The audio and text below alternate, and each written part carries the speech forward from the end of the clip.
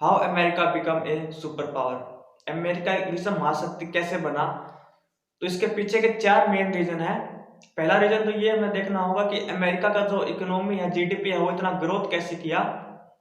दूसरा रीजन ये कि जो अमेरिकन डॉलर है, यूएस डॉलर, वो एक इंटरनेशनल करेंसी कैसे बना। और तीसरा रीजन ये कि जो अमेरिका का मिलिट्री सिस्टम है वो इतना पावरफुल कैसे बना। और चौथा कि अमेरिका में तकनीकी विकास कैसे हुआ। तो इन चारों चीजों को हमें अच्छे से समझना होगा। इसके लिए हम क्या करते हैं, थोड़ा हिस्ट्री में जाते हैं। ये आप ग्राफ देखिए कि 1800 से पहले जो जीडीपी का कंट्रीब्यूशन था वो सबसे ज्यादा इंडिया और चाइना की तरफ से था। अमेरिका 1800 के बाद में उठना स्टार्ट होता है। तो ये कैसे होता है कि 1492 में क्रिस्टोफर कोलंबस ने नॉर्थ अमेरिका में कैरिबियन आइलैंड की खोज की।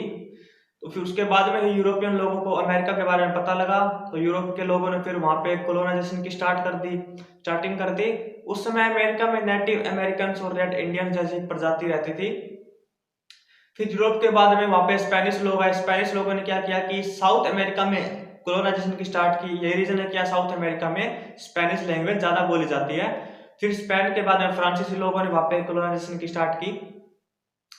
फिर क्या हुआ दोस्तों बाद में कि नेटिव अमेरिकन थे, रेड इंडियंस, उसकी 90% प्रजाति खत्म हो गई। इसका रीजन था कि यूरोपियन लोग थे अपने साथ में अलग अलग बीमारियां लेके आए थे, चिकन पॉक्स जैसी, लड़ने के लिए उनके पास इतनी इम्यूनिटी नहीं थी। इसके कारण उनकी 90% प्रजाति खत्म हो गई। उस समय सिर्फ तीन ही देश पावरफुल थे, स्पेन, फ्रांस और ब्रिटेन। फिर 4 जुलाई 1776 को अमेरिका आजाद हो जाता है। वहां से जन्म होता है United states of America, USA का। और उस समय इन तीनों देशों ने, जो पावरफुल देश थे, फ्रांस, स्पेन और ब्रिटेन, इन्होंने छोटे छोटे देशों पर कब्जा कर रखा था। तो यूएसए ने सबको ऑफर दिया कि आप हमारे साथ जुड़ जाइए, हम एक बड़ा टेरिटरी बनाते हैं, एक बड़ी कंट्री बनाते हैं और डेमोक्रेटिक एक देश बनाते हैं। तो कोई भी देश, किसी का जो छोटे देश थे वो किसी के कब्जे के रहने के सिवा किसी देश के साथ मिलकर एक डेमोक्रेटिक कंट्री बनाना प्रेफर करेंगे। ये रीजन था कि वो छोटे छोटे देश थे, फ्लोरिडा जैसे, वो अमेरिका के साथ जुड़ गए और अमेरिका एक बड़ा देश बन गया। और अमेरिका अपने टेरिटरी को और फैलाना चाहता था, इसलिए उसने बहुत से प्रयास किए। जैसे उसने 1867 में रसिया से अलास्का को खरीदा $7 मिलियन में। फिर उसने स्पेन से फिलीपींस को भी खरीदा $20 मिलियन से, लेकिन वो 1946 में फिलीपींस एक अलग हो गया और अपना एक अलग कंट्री बना लिया। फिर दोस्तों ऐसे करते करते अमेरिका एक बहुत बड़ी टेरिटरी बन गया, बहुत बड़ी कंट्री बन गया। और अमेरिका का ये रीजन है कि 1800 से बाद अमेरिका की जो जीडीपी है वो ऊपर उठना स्टार्ट हुई। लेकिन जो मेन धमाका हुआ अमेरिका के लिए वो हुआ 1900 और 1950 के बीच में। इन 50 साल के बीच में क्या हुआ, दो मेन कारण हुए थे, दो वर्ल्ड वॉर। यही अमेरिका का एक धमाकेदार वो था पॉइंट। इसमें अमेरिका को फायदा क्या हुआ कि दो वर्ल्ड वॉर थे ये यूरोपियन लोगों के बीच में हुए थे, यूरोपियन कंट्री में हुए थे। अमेरिका की भूमि पर ये युद्ध नहीं हुए थे। इसमें अमेरिका को बहुत फायदा हुआ। जैसे अमेरिका ने इस युद्ध में भाग नहीं लिया, इसने क्या किया कि जो ये 10 देश थे जो लड़ रहे थे एक दूसरे से, Italy, Iran, UK, Spain, France, Germany, USA ने सभी कंट्री को हथियार सप्लाई किए, हथियार बेचे। इससे अमेरिका की जो जीडीपी थी वो इकोनॉमी ऊपर उठने लगे बहुत ज्यादा। और दूसरा रीजन ये कि इन वर्ल्ड वॉर में यूरोपियन कंट्री जो कारखाने फैक्ट्री थी वो बंद हो गई, क्योंकि उनको कच्चा माल मिलना बंद हो गया। ऐसे बहुत से रीजन हो गए थे। फिर उन्होंने क्या किया, जब अपने कारखाने फैक्ट्री थी वो यूएसए में जाकर खोल लिए। इसी कारण अमेरिका की जो इकोनॉमी जीडीपी है वो 1800 के बाद और 1950 के बाद बिल्कुल पीक ले गई और अमेरिका की जीडीपी सबसे ज्यादा हो गई। दूसरा रीजन ये कि अमेरिका की जो करेंसी है वो इंटरनेशनल करेंसी कैसे बनी, यूएस डॉलर है जो, कि जब ये वर्ल्ड वॉर खत्म हुए दोनों, तो सभी देशों ने 1944 में एक बैठक करी जिसमें 44 देशों ने भाग लिया।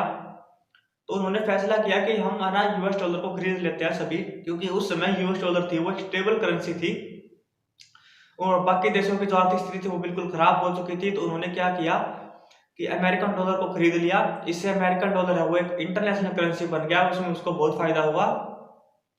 और इसका एक दाव पेच रिचर्ड निक्सन ने भी कहला यूएस डॉलर को एक इंटरनेशनल करेंसी बनाने के लिए। उसने क्या किया कि जो खाड़ी देश थे, जो Saudi Arabic, Iraq, Iran, Kuwait, उन्होंने उनको कहा कि आप आपके तेल के जो सारे डील है वो यूएस डॉलर में करिए, इसके बदले में उसको वो सिक्योरिटी देंगे।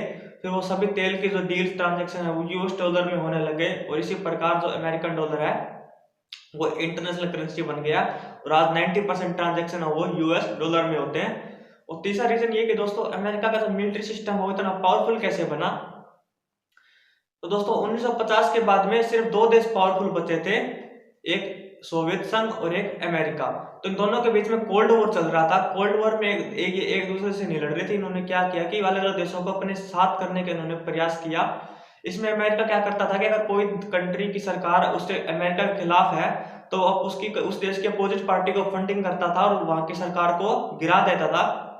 इसका एग्जाम्पल आप अफगानिस्तान में भी देख सकते हैं, क्योंकि अब ये तालिबान को फंडिंग अमेरिका ने की थी। ये रीजन है कि तालिबान इतना पावरफुल बन गया और अफगानिस्तान का ये हाल है। और दोस्तों यही रीजन था कि इस कोल्ड वॉर में अमेरिका ने बहुत पैसा इन्वेस्ट किया अपने मिलिट्री सिस्टम पे। यही रीजन है कि अमेरिका का मिलिट्री सिस्टम इतना पावरफुल है। अमेरिका के 500 से ज्यादा आर्मी बेस है जो 50 से ज्यादा अलग अलग देशों में मौजूद है।